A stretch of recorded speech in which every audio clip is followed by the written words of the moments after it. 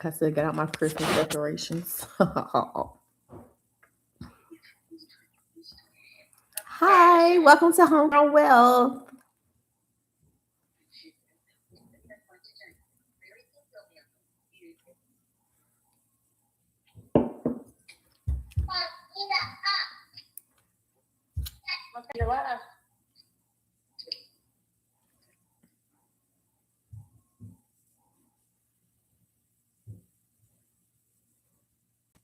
I'm gonna get off here so that you can be focused and I can watch. Okay.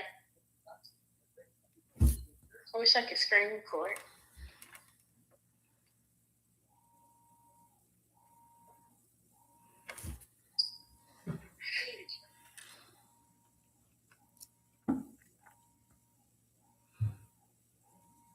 So, hi, welcome to the Homegrown Wealth Season 2 recap. I am Jill Coleman, the realtor. I service the upstate of South Carolina, and I wanted to just kind of do something fun and different and kind of recap each episode. So, let's see what we can review together.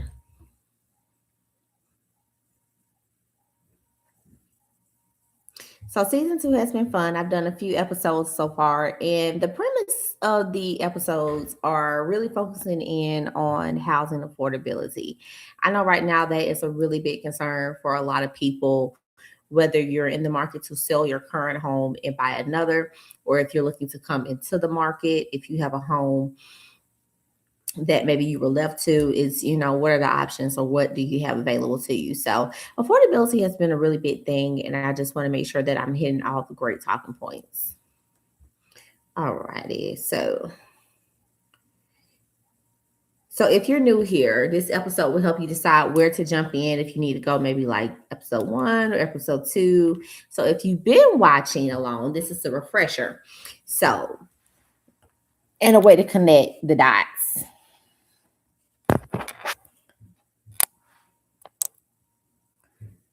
All righty. So, what season 2 is really about is just making smart real estate decisions in an unpredictable market. Financial preparedness over fear-based decision, over fear-based decision making, because a lot of people move off of fear versus logic. And I think that when you're able to get all the information needed to make a really great, well-informed decision, you'll realize that purchasing or selling or whatever it may be when it comes to your real estate goals, it's a really great decision to make.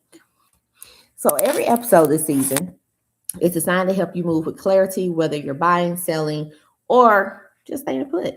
It's never hurts to learn a little bit of something in case you may need to use it in the future. So let's get into it. So episode 1 was more so about buying or selling in 2025 and how to read the real estate market. 2025 was it was a good year. Compared to 2024, 2025 was a good year. So what I can say about 2025 was it really showed that buyers were stepping back and saying, hey, look, I know that they have been screaming limited inventory. I know all these great things, but let's wait, let's see. And we did have a little slow period, and then it picked up. And I think that people were starting to feel more confident going back into the home purchasing. In my area, there wasn't really too many as far as multiple offer situations going on. So buyers actually, in a very long time, were able to say, hey, look, we can go look at houses, we can go home, we can talk about them, we can discuss them, we can come back, we can say, hey, based off the information that we found out about said homes, this is how we want to move, or this is the home that we want to put in an offer on.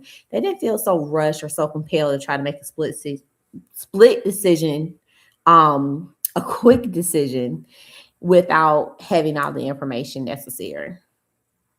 So season 1 was pretty much market conditions, pricing trends, inventory shifts. So did it make sense to buy, to sell, or to wait? So this episode was pretty much just clearing up any misconceptions that were out there. Also, we did cover a little bit about rates, what they were looking like, what they may look like going into 2026, and all that good stuff.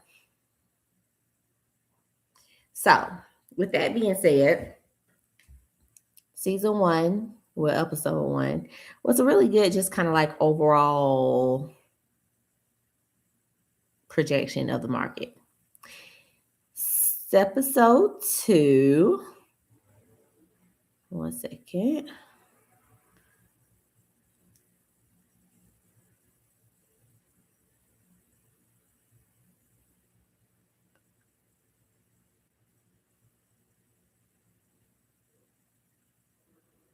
So, episode two was about interest rates being explained. So, what was the interest rates of today? What's more important to you? And I tell anybody this: if interest rates are more important to you, if you're wanting to know what makes sense, then is pretty much go with new construction, because right now they just have the best rates. I mean, you're not going to beat the rate that a new construction is going to offer you if they have a rate incentive. It is better than the current market rate, but you do have to go through the builder's lender in order to take advantage of the special rate and any closing costs and any other incentives they decide to give you. You can also, if you don't want to go new construction, there were ways to talk about buying down the rate or how to make housing more affordable for you. So episode three was the first time home buyers blueprint. So in this one, we briefly covered on like credit prep, budgeting, avoiding overpaying, just kind of how to separate your needs versus your wants. Being better prepared so that it doesn't feel more like an urgency and being pushed or being rushed to get anything in.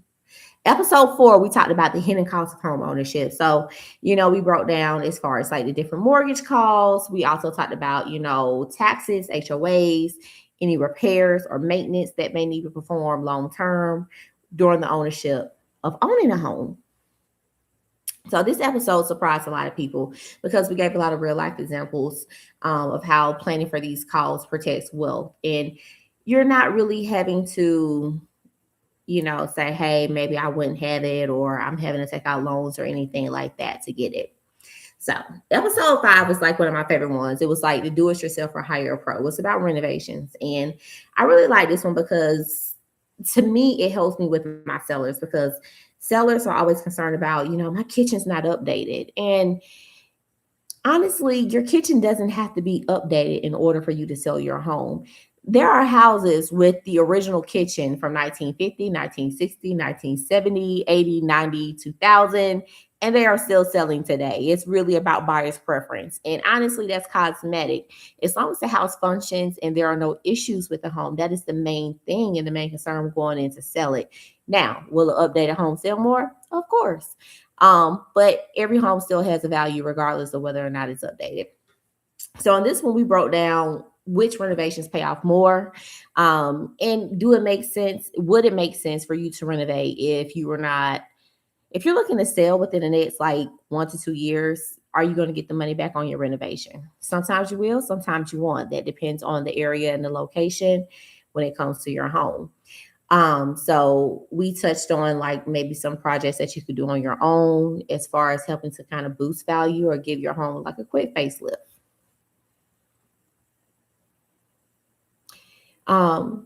Episode 6 was rent versus buy, which makes more sense. So in this scenario, this episode, we broke down all the reasons as to why it would make sense for you to want to purchase, or if you would want to rent. Are you here for a long time? Are you here just for a few years? Does it make sense for you to put down a large down payment or a down payment at all if you're not going to be here long enough to take advantage of trying to pull the equity back out?